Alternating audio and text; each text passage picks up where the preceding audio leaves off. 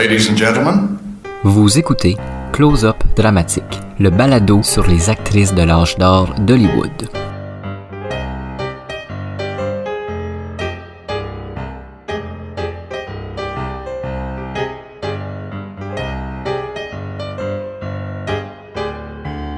Dans les années 20, Madge Bellamy est l'une des stars des mélodrames les plus reconnus. Elle s'entête à ne pas vouloir faire de grandes productions. Après avoir été presque oubliée dans les années 30, un incident en 1942 remet l'actrice sous les projecteurs. Jason Duval avec vous, comme toujours, pour ce nouvel épisode de Close-Up Dramatique. Épisode très curieux aujourd'hui, puisque je vous parle de Madge Bellamy, une actrice qui avait bien amorcé sa carrière, mais qui a connu quelques ennuis reliés à son caractère. Elle n'a jamais accepté de jouer de grandes productions et elle est devenue très difficile à travailler, ce qui fait en sorte que les studios se sont éloignés d'elle peu à peu. Dans les années 30, elle va connaître que très peu de succès, va devenir l'une de ces stars du muet complètement oubliée, mais en 1942, elle va être arrêtée par la police après avoir tiré sur son ex-compagnon. Mais avant d'en arriver là, qui est Madge Bellamy? Madge Bellamy naît au Texas en 1899. Elle vient au monde dans une famille plutôt aisée. Son père est professeur d'anglais à l'université. Son père lui apprend qu'il n'y a pas de limite à l'ambition et encourage sa fille à rêver grand. Madge est initiée très jeune aux arts et surtout à la danse. À l'âge de 9 ans, elle se prend de passion pour la comédie et le théâtre en général. À l'école, Madge est une élève modèle. Elle n'a pas vraiment le choix puisque son père veille au grain, mais elle est aussi une jeune prodige de la scène. Au Texas, rares sont les écoles qui possèdent une troupe de théâtre à cette époque et Madge a cette chance-là. Elle accumule les petits rôles dans les pièces de son école. Adolescente, Madge commence à rêver de devenir actrice. Le cinéma se développe et la future actrice est une habituée des salles toujours assise au premier rang. En 1919, Madge se marie à Carlos Bellamy et déménage à New York. Là-bas, Madge espère pouvoir se lancer pour de bon, soit dans le théâtre, soit dans le cinéma. Peu de temps après son arrivée à New York, elle est remarquée et prend de plus en plus de place au théâtre. Mais c'est le cinéma qui la remarque et qui finit par l'appeler pour de petits rôles. Toujours en 19, elle remplace Ellen Hayes, célèbre comédienne au théâtre, et c'est la révélation. Tout le monde ne parle que de Madge Bellamy à ce moment-là. La jeune femme commence à voir son rêve de devenir actrice s'approcher très rapidement. Madge se rappelle les paroles de son père, « Être ambitieuse n'est pas un défaut ». Elle veut devenir la meilleure, la plus grande. Elle veut prendre la place de Lillian Gish, Gloria Swanson et des autres méga stars de l'écran. Dans la presse, on applaudit ses performances et ses envies de devenir une star. Par contre, ce n'est pas tout le monde qui apprécie cette ambition. Carlos, son mari, lui déteste. Il ne veut pas voir sa femme devenir une vedette du cinéma. Les disputes se font fréquentes, la relation se dégrade et ils finissent par divorcer quelques mois après le mariage. Pour éviter un scandale, l'entourage artistique de Madge lui conseille de garder Bellamy comme nom.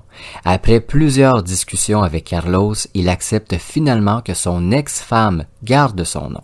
Pendant 3 ans, jusqu'en 1912, Madge va être une figurante reconnue du milieu et une actrice de petits rôles importants. Et en 1922, elle obtient un rôle important dans Lorna Doone, l'un des plus grands succès de l'année. C'est la révélation du cinéma, la nouvelle sensation. La presse la surnomme la plus belle femme de l'Amérique, et c'est vrai que Madge est assez jolie. Elle devient une habituée des soirées mondaines et elle est invitée aux fêtes des plus grands noms de l'industrie, du milieu des arts en général, mais aussi de toutes personnes influentes. Son ambition grandit à nouveau, elle comprend que c'est possible pour elle de devenir une des actrices les plus reconnues. Elle ne deviendra pas l'une de ces nombreuses femmes aux rêves brisés. En 24, elle signe avec la Fox un important contrat. Elle joue dans des mélodrames, un genre qu'elle adore. Mais le studio a d'autres plans pour elle. Il veut que Madge devienne l'actrice de prédilection pour les grands drames et immenses productions. Étrangement, Madge n'est pas très enthousiaste face à cette idée. Elle ne veut pas quitter ces mélodrames souvent à plus petit budget dans lesquels elle a beaucoup de succès. Elle est bien dans cette situation. Et c'est ici que les ennuis commencent pour Madge Bellamy.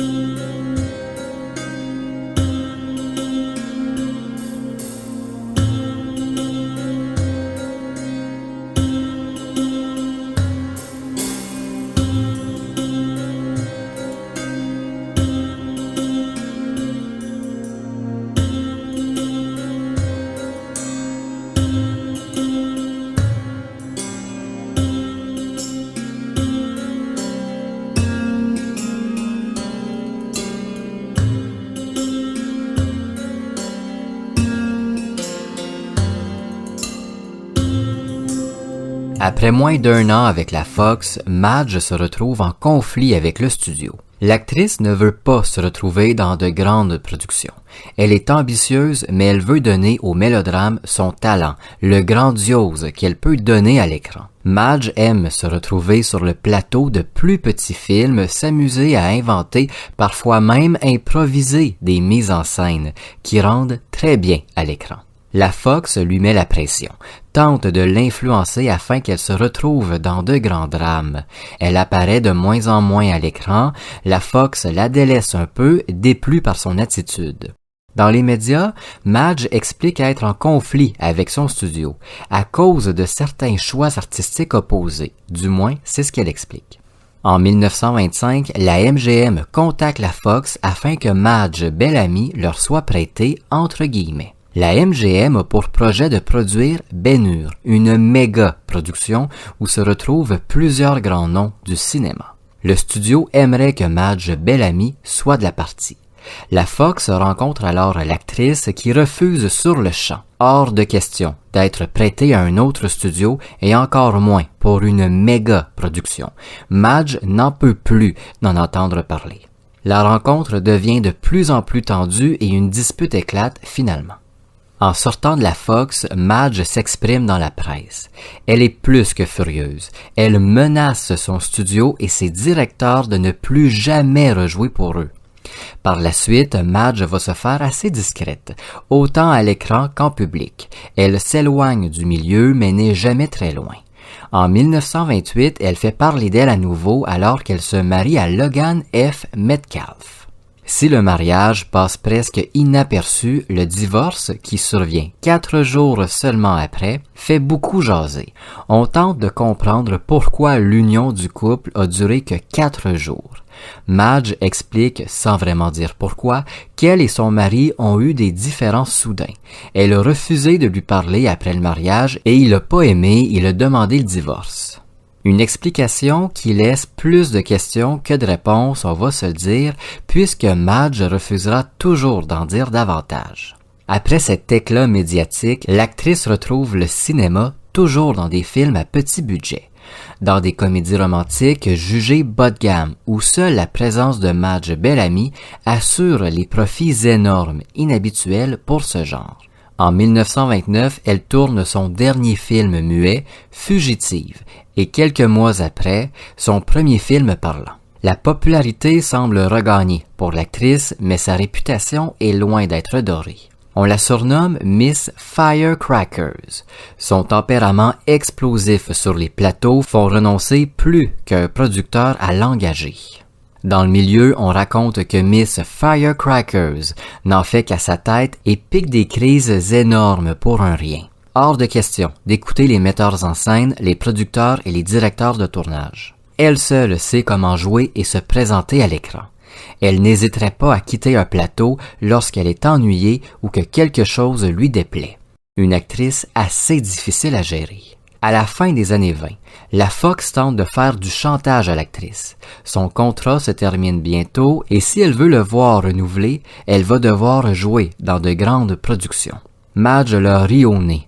Son contrat non renouvelé, bien évidemment, Madge veut devenir une actrice indépendante. Mais personne ne veut d'elle, même au théâtre. Pendant 3 ans, elle va vivre de petits boulots en petits boulots avant que le cinéma l'accueille à nouveau. En 1932, elle est appelée pour jouer aux côtés de Bela Lugosi dans White Zombie, un film d'horreur. Le film est un succès correct, mais la performance de Madge Bellamy en déçoit plusieurs. Où est passée la charmante actrice qui avait tant fait rire dans les comédies romantiques? La presse se questionne. Les critiques lui reprochent sa voix, très grave, presque cassée, qui semble forcée. Madge tient à s'expliquer. Elle raconte avoir attrapé froid pendant le tournage et qu'elle a dû être doublée par une amateur qui a tenté d'imiter sa voix. D'où le son étrange qui sort d'elle. Si à l'époque, la presse s'y croit plus ou moins, aujourd'hui, on sait que toute cette histoire est fausse. Madge Bellamy a bel et bien forcé sa voix, choix artistique, pas plus complexe comme explication. Après White Zombie, Madge va apparaître à l'occasion dans des films de série B ne faisant pas bonne critique. Puis on l'oublie. Et en 1942, Madge Bellamy va faire parler d'elle une dernière fois.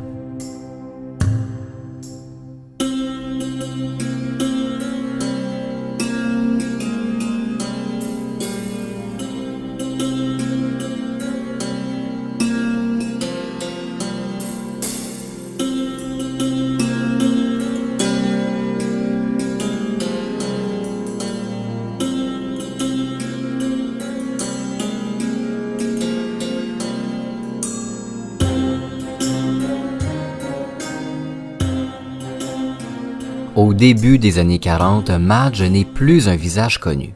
Les Américains ont oublié cette actrice qui avait connu tant de beaux succès à l'ère du muet. Pour continuer à vivre une vie de luxe, style de vie qu'elle a toujours bien aimé, elle fréquente plusieurs hommes très riches et en 1937, elle rencontre Albert Stanwood Murphy, un riche homme d'affaires. Jusqu'au début des années 40, ils vivront une relation plus ou moins idyllique avant de tomber réellement en amour. En 1942, si depuis plusieurs mois, la relation est au beau fixe, ça va rapidement se brouiller. Le caractère très difficile de Madge devient trop lourd à porter pour Murphy.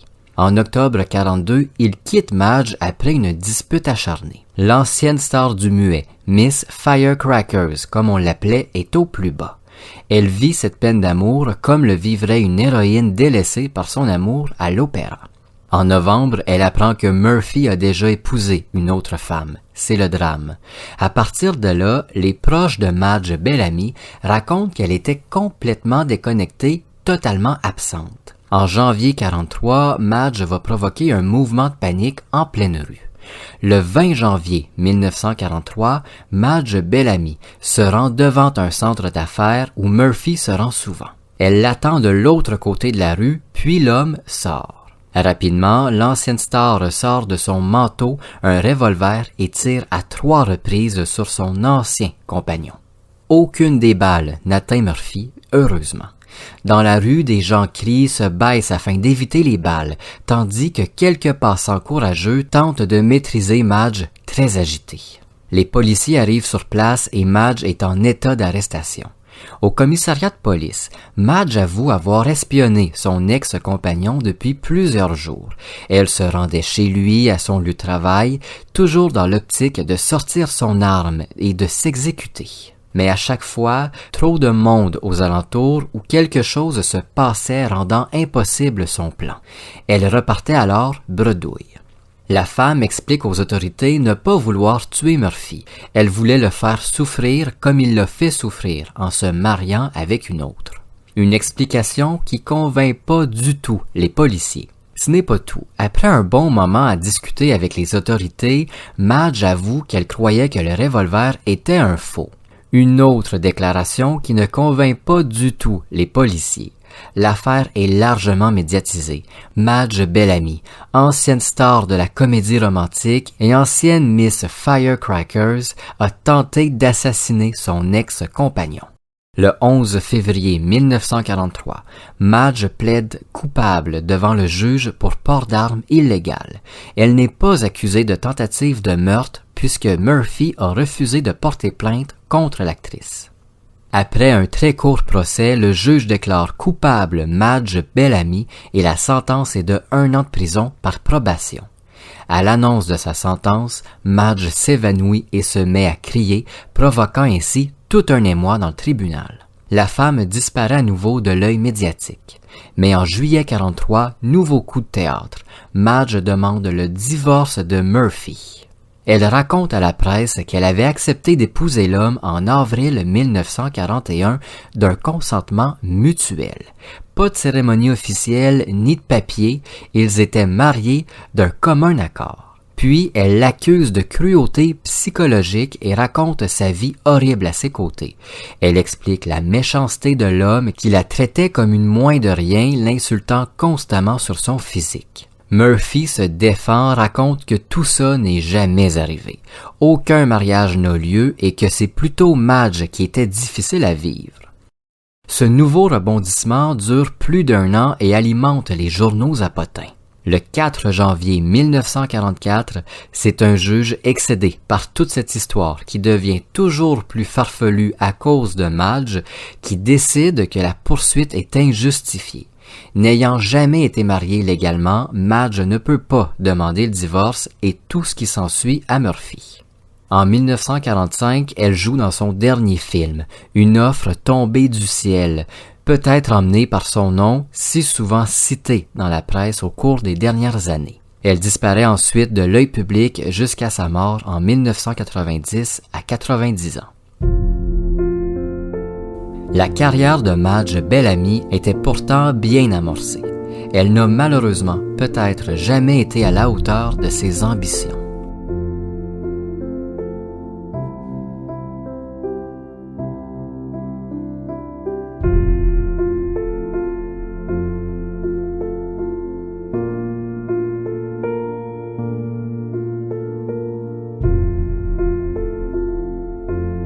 Merci d'avoir écouté Close Up Dramatique. On se retrouve très bientôt pour un nouvel épisode.